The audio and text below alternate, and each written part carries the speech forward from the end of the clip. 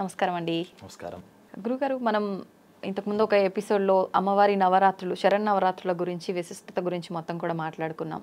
అయితే ప్రత్యేకించి ఇప్పుడు ఈ వీడియోలో మనం అమ్మవారిని ఈ 9 రోజులు ఏ రకంగా ఆరాధించాలి, అసలు ఈ 9 రోజుల విశిష్టత ఏంటి, నియమాలు ఎలాంటివి పాటించాలి, విధి విధానాలు ఏ రకంగా ఉండాలో తెలియజేయండి. ఐ డ్రీమ్ ప్రేక్షకులందరికీ కూడా దసరా శుభాకాంక్షలు. మనం ముందర చెప్పుకున్నాం శక్తి సంపాదన దినాలు. శక్తి ఎవరికి కావాలో వాళ్ళందరూ కూడా సంపాదించడానికి, డబ్బు సంపాదించడానికి రోజులు అలాగైతే సీజన్స్ అని ప్రతి వ్యాపారంలో రంగంలో ఉంటాయి. అలా శక్తి సంపాదించుకోవాలి అనుకునే వాళ్ళందరూ కూడా ఈ ఋతువుల్ని సద్వినియోగం చేసుకోవచ్చు. ఆ చేసుకునే తరుణంలో ఈ ఆరాధనలో కొన్ని నియమాలు చెప్పారు. మనం చూస్తే ఇక్కడ నుంచి క్లైమేట్లో కూడా మార్పులు వస్తాయి. చలి పెరుగుతూ ఉంటుంది ఇంకా కార్తీక మాసం వచ్చే టైంకి. అందుకని చన్నీటి స్నానాన్ని ప్రధానంగా ఇక్కడ నియమంగా చెప్పారు.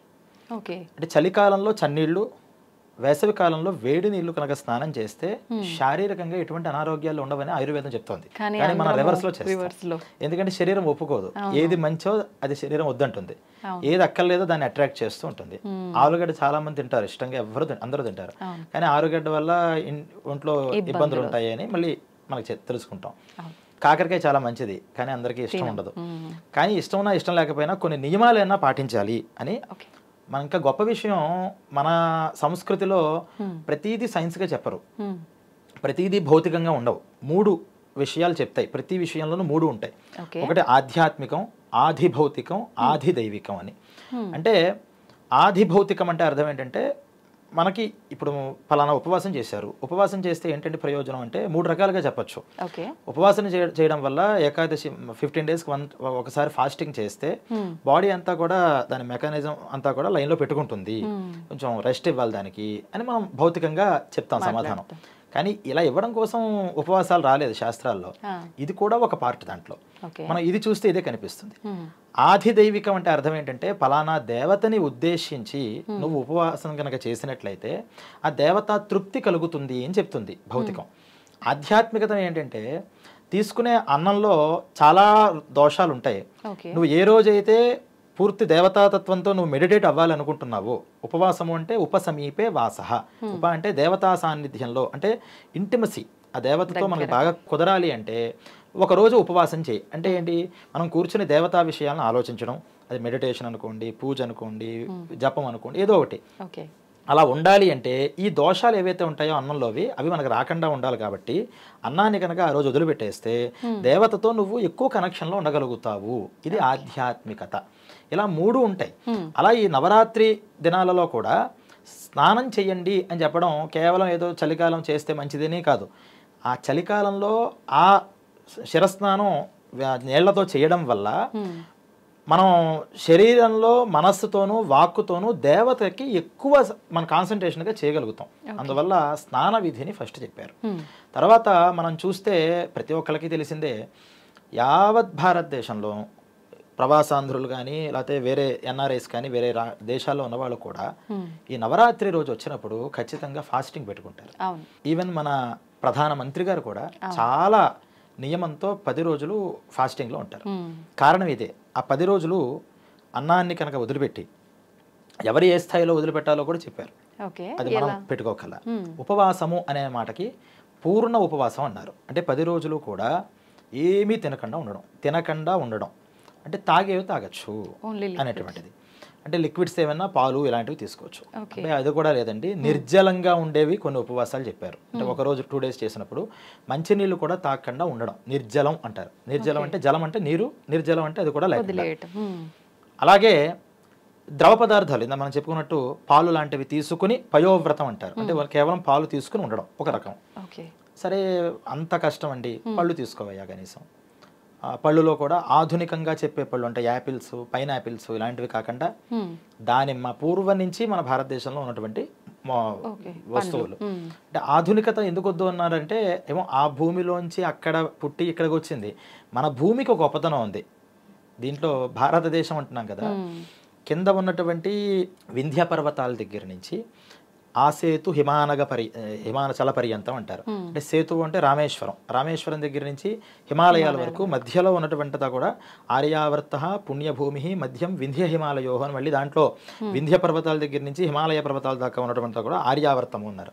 అక్కడ పుట్టిన వస్తువులు కానీ అక్కడ పుట్టిన మనుషులకు కానీ ఒక డివినిటీ ఆటోమేటిక్గా ఇన్బుల్ట్గా ఉంటుంది. వేరే దగ్గర నుంచి మళ్ళీ ఇక్కడ తీసుకొచ్చి చేస్తే ఇంత ఉండదేమో, ఆకలి తీరుస్తాయి కానీ ఆధ్యాత్మిక ఇబ్బంది అవుతుంది అని వేరే ఆధునికంగా చేసేవి ఏమీ వద్దన్నారు. అందుకనే ఆ పళ్ళు ఇలాంటివి లేకుండా మనం పండించుకునే దానిమ్మలు కానీ ఇలాంటివి ఏమైనా సరే స్వీకరించి ఉండడం ఒక పద్ధతి. లేదు అది కూడా కష్టం, మనకి ఇప్పుడు శారీరక ధర్మాలు పోతున్నాయి, టాబ్లెట్లు వేసుకోవాలి, అన్నం పడితే కానీ అన్నగత ప్రాణులం మనం ఉండలేము. దాన్ని ఆలోచించి ఏమన్నారంటే ఒక పని చేయండి, రోజులు ఏదో ఒక పూట తినాలి కదా, రాత్రి తినండి. దాన్ని ఏమంటారంటే నక్త వ్రతం అంటారు. నక్తము అంటే రాత్రి మాత్రమే తినడం, ఇంకా డే అంతా ఏం తినకుండా మొత్తం ఫాస్టింగ్ చేసి రాత్రి సూర్యాస్తమయం అయిన తర్వాత భోజనం చేసి, మనం అందుకనే చుక్క చూసి తినడం అనే ఒక మాట అంటూ ఉంటాం, కార్తీక మాసంలో చేస్తూ ఉంటారు.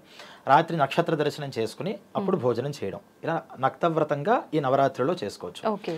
రాత్రి దాకా ఉండడం కష్టం అవుతుందండి, ఏకభుక్తం అన్నారు. అంటే మధ్యాహ్నం భోజనం చేసి ఇంకా రాత్రి ఏం తీసుకోక మళ్ళీ మర్నాడు మధ్యాహ్నం దాకా ఉండడం. ఇవి శాస్త్రంలో మనకు చెప్పిన ఉపవాసాల్లో పద్ధతులు. వీటిల్లో శారీరక ధర్మాన్ని బట్టి ఆతురే నియమో నాస్తి అని చెప్పారు. అంటే శరీరంలో కొంచెం జబ్బులు అనారోగ్యాలు ఉన్నప్పుడు, లేకపోతే ముసలివాళ్ళుగా ఉంటారు, చిన్న పిల్లలు ఉంటారు, వీళ్లతో ఉన్నప్పుడు వాళ్ళకి ఇన్ని నియమాలు ఉండదయా, కొంచెం సలడించుకోండి మీ దాంట్లో మీరు. అంటే నక్తవ్రతం చేసుకోవచ్చు, రాత్రి దాకా ఏమీ తినకుండా ఉండడం కన్నా మధ్యాహ్నం చిన్న ఈ పళ్ళు పూలు ఇలాంటివి పాలు ఇలాంటివైనా తీసుకో.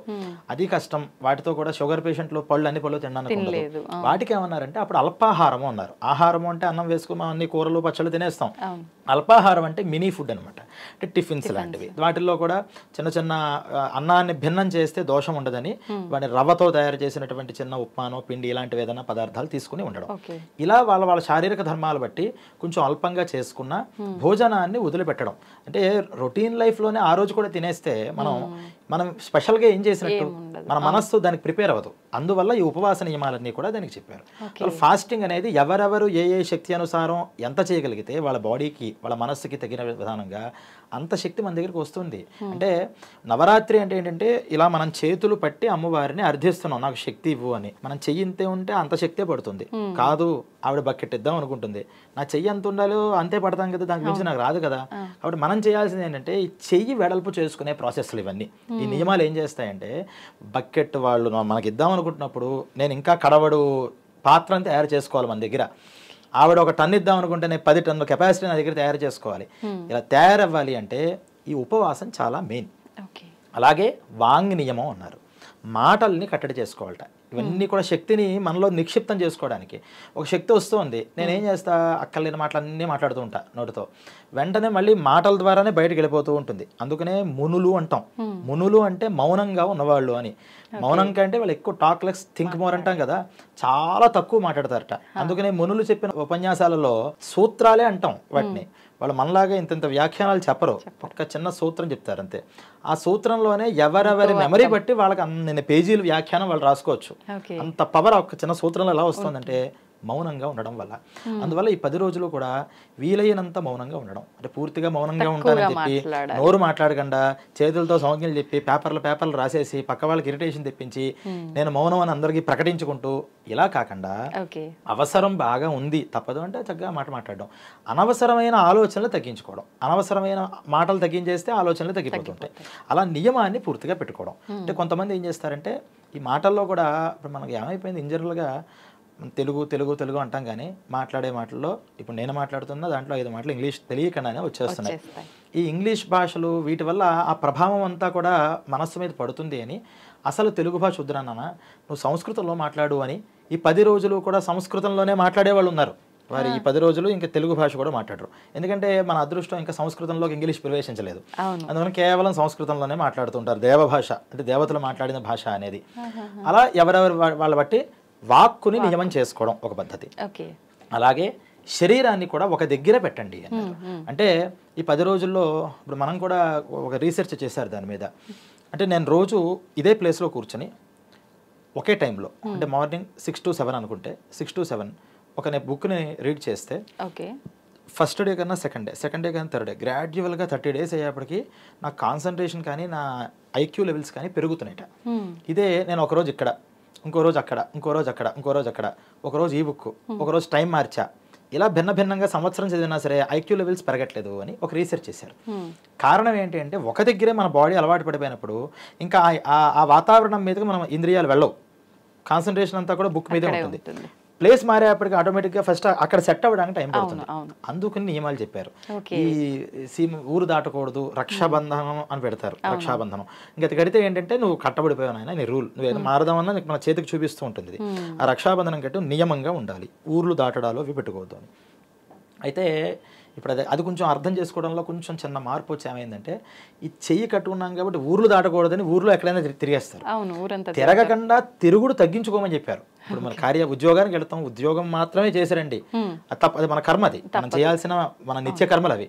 అంతే తప్పితే మనం ఎక్కడికైనా శని ఆదివారాలు బయటకు వెళ్ళే ఉంటే ఈ నవరాత్రులు కాబట్టి పెట్టుకోవద్దు అని దానికి అర్థం తప్పితే ఉద్యోగం కూడా మానేసి ఇంట్లో కూర్చోమని కాదు, లేకపోతే ఎలాగో వెళ్ళొస్తున్నాను కదా అని ఊరంతా తిరగమని కాదు. అంటే కంట్రోల్ చేయాలి.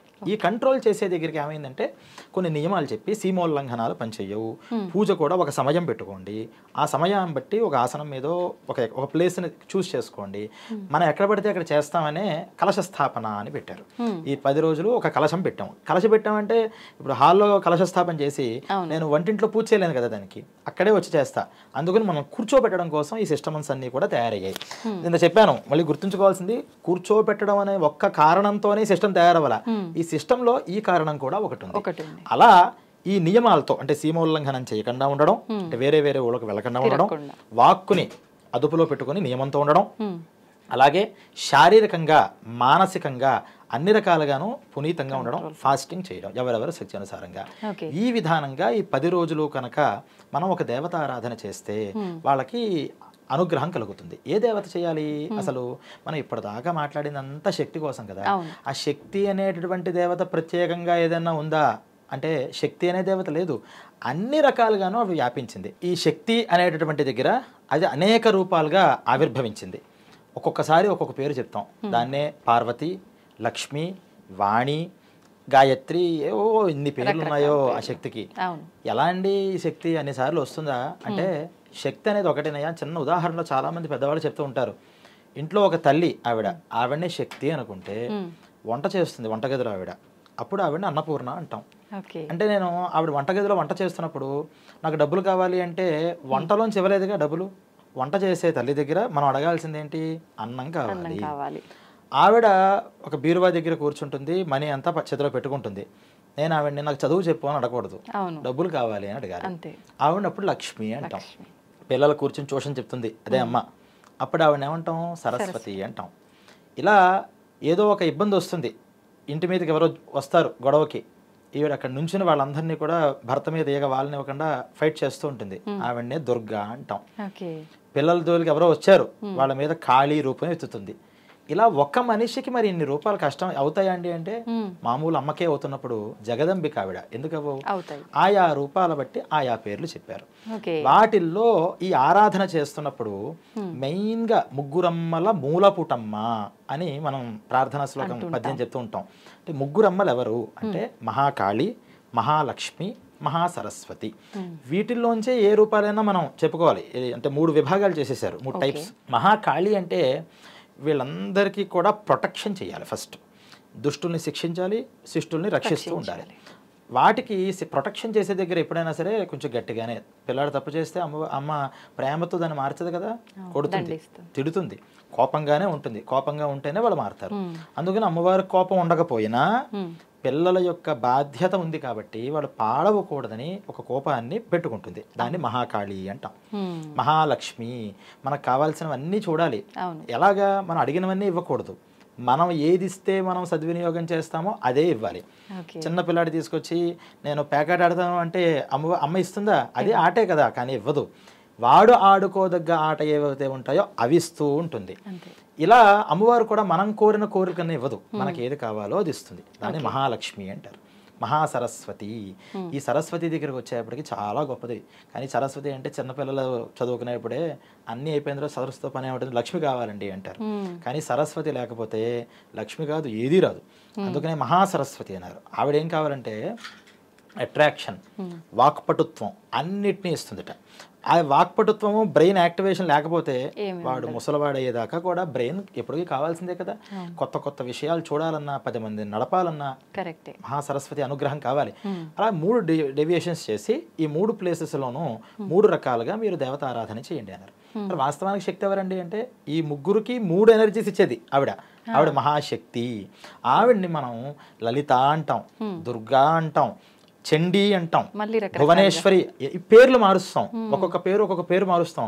కానీ ఆ మూల శక్తిని ఇవన్నీ. అందుకని అన్ని దేవతల్లో గొప్ప దేవత ఎవరండి అంటే లలితా అమ్మవారు అని కొంతమంది చెప్తారు. అంటే లలితా అమ్మవారు అంటే ముగ్గురమ్మల మూలపుటమ్మ అంటే మెయిన్ రూట్ అన్నమాట ఆవిడ. ఈ పైన ఈ మహాకాళి, మహాలక్ష్మి, మహాసరస్వతి దేవతలు అనే వాళ్ళు వచ్చారు. వీళ్ళకి కూడా ఎనర్జీ ఇచ్చేటటువంటి మూల శక్తి ఆ లలితా త్రిపుర సుందరి. ఆవిడ ఆరాధన చేస్తారు శ్రీ విద్యాపరులందరూ, వాళ్ళు దాన్ని చేస్తారు. అసలు ఆవిడెవరో మాకు తెలియదండి, మేము ఏదో భక్తితో చేయగలుగుతున్నాం. సరేనమ్మా, నీకు లక్ష్మీదేవి మీద మనసు ధ్యాస పడుతుందా, లక్ష్మీ పూజ చేయండి అంటే చాలా మంది అడుగుతారు, లక్ష్మీ పూజ చేస్తూ లలితా సహస్రనామం చదవచ్చా అండి అని. లక్ష్మికి కూడా అనుగ్రహం ఇచ్చేది లలితాదేవి అంటున్నాం కదా. కాబట్టి ఏ దేవతకైనా లలితా సహస్రనామంతో అర్చన చేసుకోవచ్చు. దేవత విషయం మనకి తెలియజేస్తారు. అంటే లక్ష్మీదేవికే పూజ చేస్తూ, మహాసరస్వతికే పూజ చేస్తూ, మహాకాళికే పూజ చేసినా చేయగా ఈ దేవతలు ఏం చేస్తారంటే మూలపుటమ్మ దగ్గరికి తీసుకెళ్తారు. అలా ఈ నవరాత్రుల్లో ఈ శక్తికి సంబంధించినటువంటి అనేక రూపాలు ఉన్నాయి. కొన్ని ప్రాంతాలలో ఒక్కొక్క విధానంలో మనం నార్త్ ఇండియా వైపు వెళ్ళిపోతే అక్కడ ఈ 9 రోజులు కూడా ఒక్కొక్క రోజు, మొదటి రోజు బ్రాహ్మి, మాహేశ్వరి, కౌమారి, వైష్ణవి అని ఈ అష్టమాతృకా రూపంగా అమ్మవారిని ధ్యానం చేస్తారు. వాళ్ళు అక్కడ ఆరాధన చేస్తుంటారు. కొంత ఉత్తరాదిలోనే అమ్మవారికి మొదటి రోజు శైలపుత్రి, బ్రహ్మచారిణి, చంద్రఘంట, కూష్మాండ అనే పేర్లతో అమ్మవారిని ఆరాధన చేస్తారు. మన ప్రాంతంలో మనకి విజయవాడ అమ్మవారు కనకదుర్గాదేవి ఉంది కాబట్టి అక్కడి నుంచి వచ్చిన సంప్రదాయంలో మనం ఇక్కడ ఆరాధన చేస్తూ ఉంటాం. మొదటి రోజు స్వర్ణ కవచ దేవి అని, తర్వాత గాయత్రి, బాల, అన్నపూర్ణ ఈ రూపాల్లో మనం అమ్మవారిని ఆరాధన చేసుకుని అమ్మవారి యొక్క గుణగణాలు తెలుసుకుంటూ ఉంటాం. గుళ్ళల్లోనూ అక్కడ కూడా ఆయా రూపాలతో ఆ రోజు అలంకరణ చేస్తూ ఉంటారు. అలా ఎవరు ఏ భక్తితో చేసినా మూలం ఏంటంటే ఆ శక్తి దగ్గరికి మనం కూర్చోవడం. ఈ రూమ్లో లైటింగ్ ఉంది కూర్చోండి అంటే ఆ మూల కూర్చున్నా, ఈ మూల కూర్చున్నా, ఇక్కడ కూర్చున్నా ఈ లైటింగ్ని అనుభవిస్తారు, ఈ చల్లదనాన్ని అనుభవిస్తారు. కాకపోతే ఎంత దగ్గరికి వస్తున్నాం అనే దాన్ని బట్టి అంత లైటింగ్, అంత చల్లదనం వస్తుంది. అలా ముందర అసలు నవరాత్రులు అనేటటువంటి దాంట్లో ఏదో ఒక దేవత ఆరాధన చేయడం. మనకి మనస్సుకి పార్వతీదేవి అంటే ఇష్టం. చక్కగా పార్వతీదేవినే పెట్టుకుని భక్తితో, శ్రద్ధతో, మనకేం మూలం మనకు తెలియాలి కదా. లలితా సహస్రనామం అనే పెద్ద భండాగారాన్ని ఇచ్చారు. వాటి పేరే లలిత రహస్యనామ స్తోత్రాలు. ఆ రహస్యాన్ని అంతా కూడా మనకి ఇచ్చారు. ఆ రహస్యాన్ని పెట్టుకుని మనం చక్కగా పార్వతీదేవికి చేసుకోవచ్చు, దుర్గాదేవికి చేసుకోవచ్చు. ఎవరెవరికి ఏ ఇష్టం ఉంటే ఆ రోజులు ఈ దేవతారాధనంతా కూడా మనం చేసుకోవచ్చు. నిజంగా అద్భుతం అండి వివరణ మాత్రం. వింటా ఉంటే వినాలనిపిస్తుంది కానీ మనకు వీడియో లెంత్ ఎక్కువైపోతుంది. యాక్చువల్గా ఇప్పుడు శక్తి ఏంటి, అమ్మవారేంటి, అమ్మవారి రూపాలేంటి, ఇలాంటి సందేహాలు ప్రతి ఒక్కరిలో ఉన్నాయి. నిజంగా ఈ వీడియో కనుక వింటే మాత్రం ఆ డౌట్లన్నీ క్లియర్ అయిపోతాయి. మనం మరొక మంచి ఎపిసోడ్లో అమ్మవారి రూపాల గురించి, ఈ నవరాత్రుల్లో ఏ రోజు ఏ రూపంగా అమ్మవారిని కొలుస్తుంటామో, ఆరాధిస్తుంటామో మాట్లాడుకుందాం. ధన్యవాదాలు.